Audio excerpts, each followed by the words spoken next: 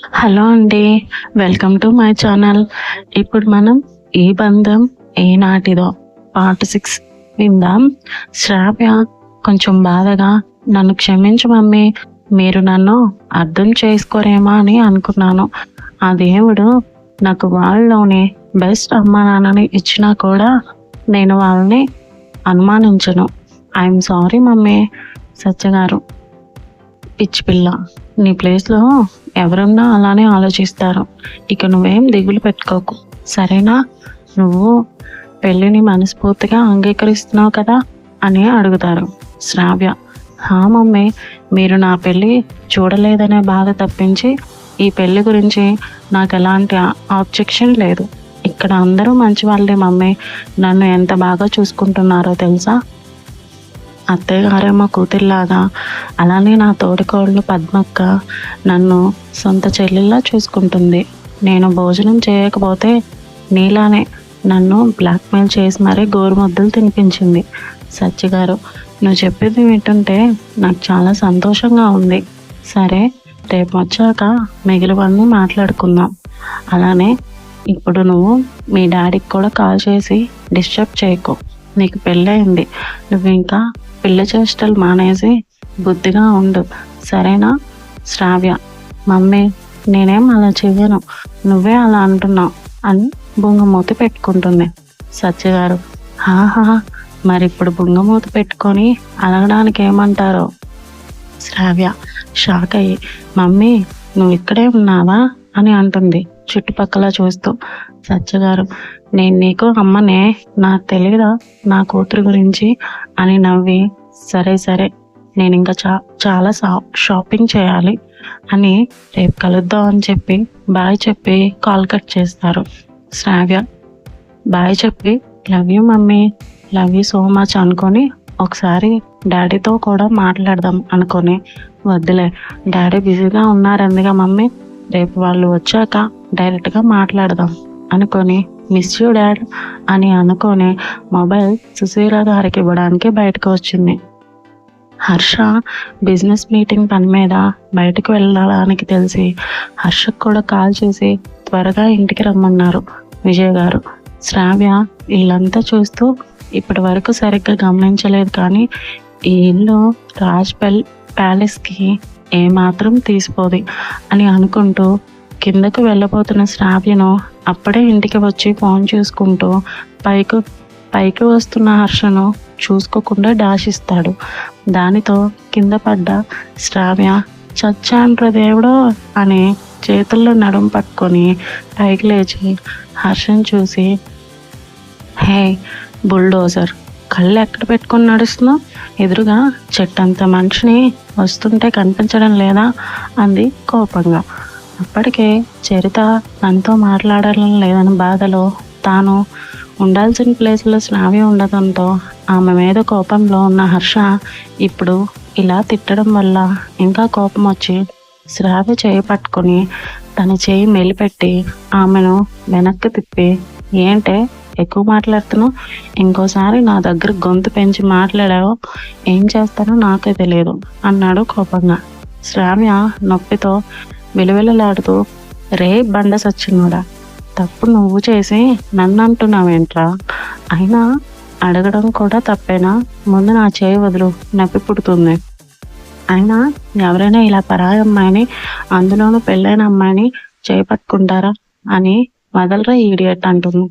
హర్షల మనసులో అదేంటి పరాయి అమ్మాయిని అంటుంది అనుకొని, దీనికి అసలు నాతో పెళ్ళైనట్టు తెలుసా, లేక పెళ్ళిలో నన్ను అసలు చూడనే లేదా అని అనుకొని ఆలోచిస్తుంటే శ్రావ్య, రే ఎవడ్రా బాబు నువ్వు, ముందు నా చేయి వదిలి తిరిగ్గా ఆలోచించుకుందు, లేదంటే మా అత్తయ్య గారితో చెప్తాను నీ పని అని ఏడుపు ముఖం పెడుతుంది.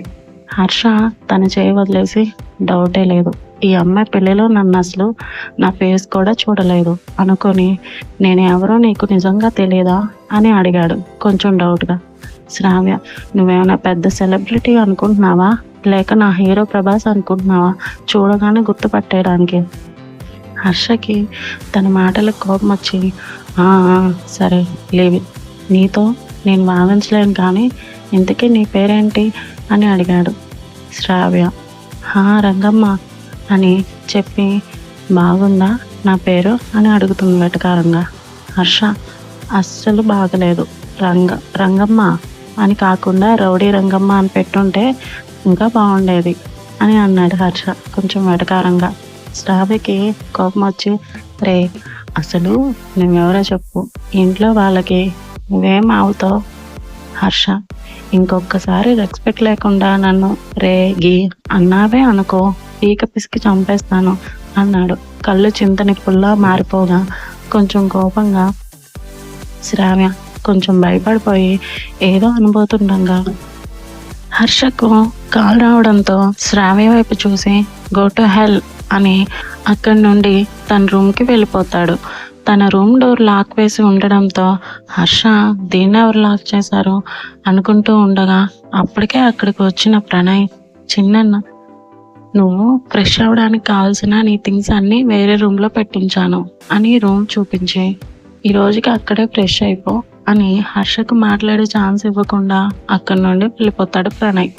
హర్ష అక్కడి నుండి వెళ్ళిపోగానే శ్రావ్య, అవును అతన్ని ఇంతకు ముందు ఎక్కడో చూసినట్టుందే, ఎక్కడ చూసానబ్బా అని ఆలోచిస్తూ, బాబోయ్ ఇప్పుడు నా ఈ చిన్న మెదడుకి స్ట్రెస్ పెట్టడం ఎందుకులే కానీ గుర్తొచ్చినప్పుడు అదే గుర్తొస్తుందిలే అనుకొని,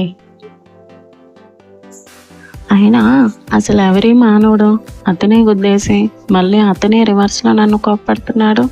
బామ్మో, ఈ ఇంట్లో అందరూ మంచి వాళ్ళే అనుకుంటే ఈ క్యాండిడేట్ ఎవరో కొంచెం తేడాగా ఉన్నాడు. ఎందుకైనా మంచిది ఇతనికి కొంచెం దూరంగా ఉండడమే బెస్ట్ అనుకొని కిందకి వెళ్ళి సుశీల గారి రూమ్ డోర్ నొక్కి చేసి, అత్తయ్య గారు లోపలికి రావచ్చా అని అడుగుతుంది. సుశీల గారు, అయ్యో రా తల్లి అని లోపలికి రమ్మంటారు. శ్రావ్య ఫోన్ ఇచ్చి, ఇదిగోండి అత్తయ్య గారు, ఫోన్ అమ్మతో మాట్లాడాను, ఇప్పుడు నాకు చాలా హ్యాపీగా ఉంది, ఇప్పుడు నాకు ఏ దిగులు లేదు, ఐఎమ్ సో హ్యాపీ అని సంతోషంగా సుశీల గారిని హక్ చేసుకొని, అత్తయ్య పెళ్ళిలో నేను మిమ్మల్ని చాలా బాధ పెట్టాను కదా, ఐఎమ్ సో సారీ అత్తయ్య అని కొంచెం బాధపడి, ఇప్పుడు నేను ఈ పెళ్ళిని మనస్ఫూర్తిగా స్వీకరిస్తున్నాను అత్తయ్య అని అంది. సుశీల గారు సంతోషంగా శ్రావ్య చంపలపైన చేతులు వేసి, నిజమా తల్లి నువ్వు చెప్పేది నిజంగానేనా, నా కన్నయ్యని నువ్వు స్వీకరిస్తున్నావా, మనస్ఫూర్తిగానే స్వీకరిస్తున్నావా అని అడుగుతారు. శ్రావ్య, అవునత్తయ్య గారు, నా పెళ్ళి ఇలా నా పేరెంట్స్ లేకుండా జరిగిందనే బాధ తప్ప నాకు ఇంకేం లేదు. మమ్మీ కూడా మీ కుటుంబంలోకి నేను కోడలిగా అడుగుపెట్టినందుకు చాలా సంతోషించి, అందుకే నాకు ఎటువంటి అభ్యంతరం లేదు. సుశీల గారు కళ్ళ నీళ్లతో సంతోషంగా శ్రావ్య నుదుటి మీద ముద్దు పెట్టుకొని, చాలా సంతోషం తల్లి, నువ్వు స్వీకరించినట్టే నా కన్నయ్య కూడా త్వరగా ఈ పెళ్లిని స్వీకరిస్తే నాకు అంతే చాలు అని కొంచెం బాధపడతారు. శ్రావ్య, మీరేం బాధపడకండి అత్తయ్య, ఆయన కూడా తొందరలోనే మారుతారు, ఆయనకు కూడా దీన్ని యాక్సెప్ట్ చేయాలి కదా, అప్పటి వరకు వేరే అమ్మాయిని తన వైపుగా ఊహించుకొని సడన్గా ఇంకొక అమ్మాయి మెడలో తాళి కట్టాల్సి వచ్చింది, అందుకే ఆయన కొంచెం టైం పడుతుంది, అలా అని నేనేం ఊరికే వదిలేను, ఆయన్ని మార్చుకోవడానికి నా ప్రయత్నాలు నేను చేస్తాను. సుశీల గారు, నీకు తెలియదు తల్లి, వాడికి కోపం ఎక్కువ, ఆ కోపాన్ని నువ్వు భరించగలవో లేదు, వాడు కోపంలో ఏమైనా అంటే కొంచెం సర్దుకో తల్లి. శ్రావ్య, అయ్యో అత్తయ్య మీరేం బాధపడకండి, నేనేం ఫీల్ అవ్వను, అనేది నా భర్తే కదా, భరిస్తాను, అలాగే ఎక్కువ చేశారా అనుకోండి, నేను అసలే సూర్యకాంతం టైప్, నా స్టైల్లో నేను ఆన్సర్ చెప్పి మీ అబ్బాయిని కొంచెం కంట్రోల్లో పెడతాను అని అంటూ కన్ను కొట్టి నవ్వింది. సుశీల గారు శ్రావ్య చెవి మెలిమి వేసి, అల్లరి పిల్ల, నా కన్నయ్యనే కంట్రోల్లో పెడతావా అని ఆవిడ కూడా నవ్వి, సరే నువ్వు వెళ్ళి కాసేపు రెస్ట్ తీసుకో. శ్రావ్య, బామ్మ అత్తయ్య రెస్ట్ తీసుకొని నాకు నీరసం వస్తుంది, నాకు బోర్ కొడుతుంది అని అధికారాలు పోతూ, సుశీల గారు, అయితే మా పక్క రూమ్లో మా పెద్దోడి పిల్లలు బన్ను చిన్నులు ఉన్నారు, వెళ్ళి వాళ్ళతో టైం స్పెండ్ చేయి అని చెప్పి పంపించారు. శ్రావ్య వావ్! అలాగా అత్తయ్య, నాకు చిన్న పిల్లలు ఉన్న వాళ్ళతో ఆడుకోవాలంటే చాలా ఇష్టం. నేనిప్పుడే వెళ్తాను అని డాష్ ఇచ్చిన అబ్బాయి గురించి ఆడుకుందాం అనుకొని మర్చిపోయి వెళ్ళిపోతుంది. సుశీల గారు, ఎంత మంచిది ఈ పిల్ల, అసలు కల్మషమే లేదు. అందరితో ఎంత త్వరగా కలిసిపోతుంది. భలే అల్లరి పిల్లలా ఉంది. ఇలాంటి వాళ్ళు ఒక్కళ్ళుంటే చాలు. ఇంటికి ఆ ఇల్లంతా సందడే. బంగారు తల్లి. అందుకే ఆ దేవుడు ఈ అమ్మాయి జాతకంతోనే నాకు అన్నయ్య జీవితాన్ని ముడిపెట్టి వాడి ఆయుష్ని పెంచాడు అని అనుకుంటూ ఉంటుంది. పిల్లల రూమ్లోకి వెళ్ళిన శ్రావ్య అక్కడ వాళ్ళు వీడియో గేమ్ ఆడుకోవడం చూసి వాళ్ళ దగ్గరికి వెళ్ళి, hello Bannu, Chinnu, how are you? Chinnu Bannu game ఆపేసి హే పిన్నే అంటూ గింటలు వేసుకుంటూ శ్రావ్య దగ్గరికి వెళ్ళారు. శ్రావ్య మోకాళ్ళపై కూర్చొని వాళ్ళిద్దరిని దగ్గరికి తీసుకొని ఇద్దరికి నుదుటి మీద కిస్ ఇస్తుంది. బన్ను, పిన్ని, నువ్వు మాకు చాలా బాగా నచ్చావు తెలుసా. ఇంతకు ముందు బాబాయ్ చేసుకుంటానన్న ఆంటీ కన్నా నువ్వే బాగున్నావు. శ్రావ్య, అవును చిన్ను, అవును పిన్ని, చాలా బాగున్నావు, అచ్చం బార్బీ డాల్లా ఉన్నావు అంటూ శ్రావ్య బుగ్గలు పట్టుకొని లాగింది. శ్రావ్య, ఏం కాదు, నాకన్నా ఈ బార్బీ డాలే చాలా బాగుంది అని చిన్ని బుగ్గను ముద్దు పెట్టుకుంది. అది చూసి పన్ను శ్రావ్యను తన వైపు లాక్కుని, పిన్ని, నువ్వు నా సైడ్ ఉండాలి, ఎందుకంటే బాబాయ్ కూడా దాని సైడే ఉంటాడు,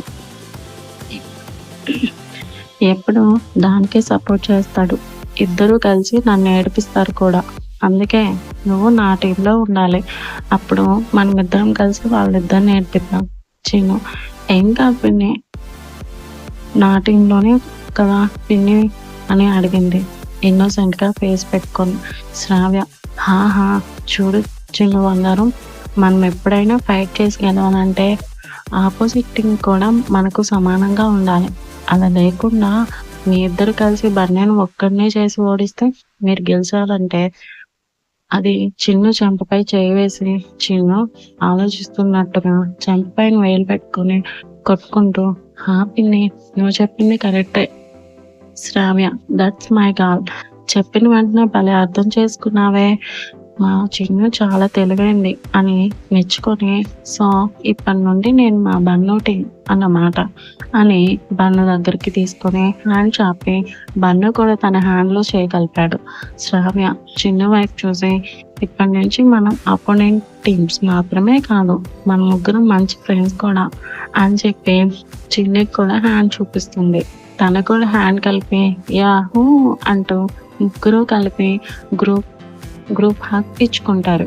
శ్రావ్య మనసులో, ఇప్పటి వరకు నా భర్త గారు ఎలా ఉంటారో తెలియదు, అట్లీస్ట్ ఆయన పేరు కూడా తెలియదు, ఇప్పుడు వీళ్ళని అడిగానంటే ఖచ్చితంగా పిన్ని నీకు బాబాయ్ పేరు కూడా తెలియదా అని ఎగతాళిగా నవ్వుతారు.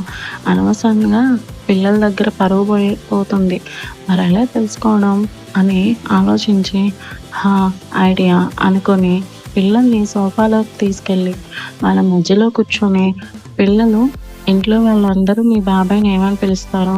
చిన్ను, మేమైతే బాబాయ్ని పిలుస్తాం అని శ్రావ్య పడిందిగా పంచు.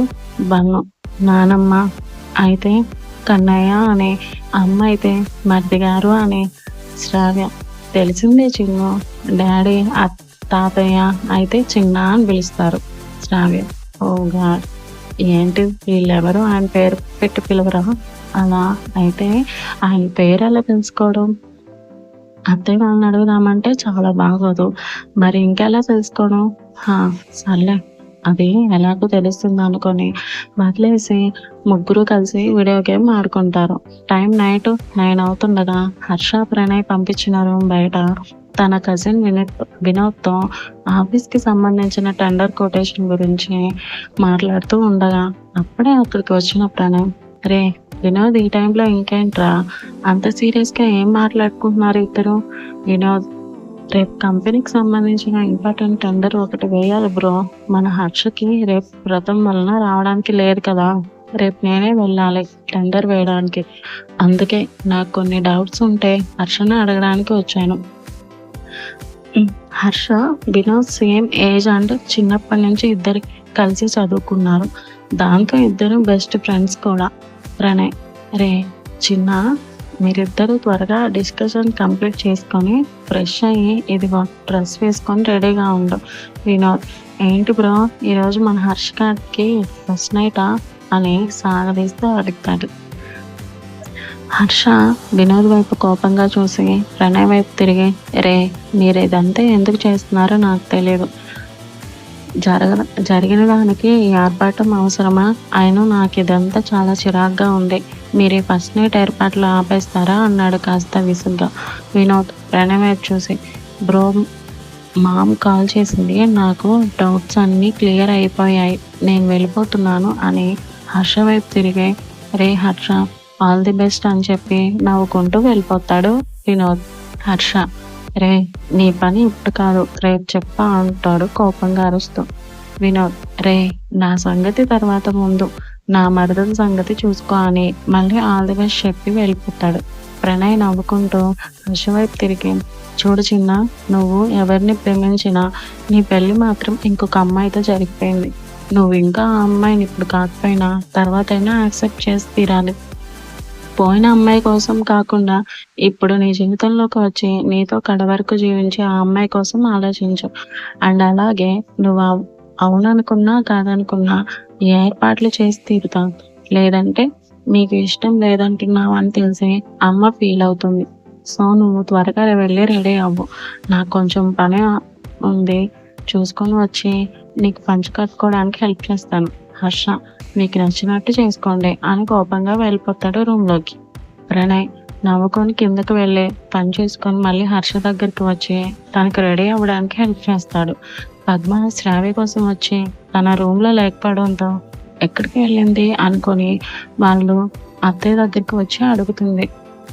సుశీల గారు, నేను బోర్ కొడుతుంటే పిల్లల దగ్గరికి పంపాను, ఇంకా అక్కడే ఉన్నట్టుంది. పద్మ, సరే అత్తయ్య అని పిల్లల రూమ్కి వచ్చి వాళ్ళతో కలిసి చిన్నపిల్లల వీడియో గేమ్ ఆడుకుంటున్న శ్రావ్యని చూసి నవ్వుకొని దగ్గరికి వచ్చి, శ్రావ్య ఇక్కడేం చేస్తున్నావు, నువ్వు ఈ కోతులతో కలిసి రా అని చెప్పి పిలిచింది. చిన్ను, మమ్మీ మేమేం కోతులం కాదు, అండ్ అలాగే ఇప్పుడు పిన్నిని నీతో పంపం, మీరు ఎలాగో మాతో కలిసి ఆడరు, ఇప్పుడు పిన్ని మా ఫ్రెండ్ అయిపోయింది తెలుసా అని అంది గేమ్ ఆడుతూనే. బన్ను, అవును మమ్మీ మేము పిన్నిని పంపం, అలాగే పిన్ని మాతోనే ఇక్కడే పడుకుంటుంది కూడా.